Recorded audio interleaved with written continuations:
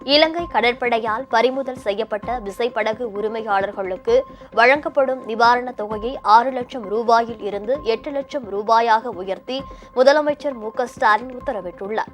மீனவர் சங்க பிரதிநிதிகளின் கோரிக்கைகளை பரிசீலித்தும் படகுகளின் உரிமையாளர்கள் நலன் கருதியும் இந்த நடவடிக்கையை முதலமைச்சர் மேற்கொண்டதாக அரசு செய்திக்குறிப்பில் தெரிவிக்கப்பட்டுள்ளது.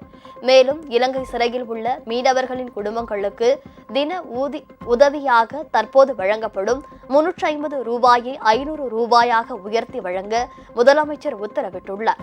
இலங்கை கடற்படையால் கைது, சிறை தண்டனை ஆகியவற்றால் மீனவர்களின் வாழ்வாதாரம் பெருமளவில் பாதிக்கப்பட்டுள்ளது. எனவே அவர்களை உடனுக்குடன் விடுவிப்பது மற்றும் பறிமுதல் செய்யப்பட்ட மீன்பிடி படகுகளை மீட்டுக் கொண்டு வருவதை துரிதப்படுத்தவும், பிரச்சினைக்கு நிரந்தர தீர்வு காணவும் வெளியுறவுத்துறை அமைச்சரை நேரில் சந்தித்து வலியுறுத்த தமிழக நாடாளுமன்ற உறுப்பினர்கள், மீன்வளத்துறை அமைச்சர், மீனவர் சங்க பிரதிநிதிகள் உள்ளிட்டோர் அடங்கிய குழுவினருக்கு முதலமைச்சர் அறிவுறுத்தி உள்ளதாக அரசின் செய்திக்குறிப்பில் தெரிவிக்கப்பட்டுள்ளது.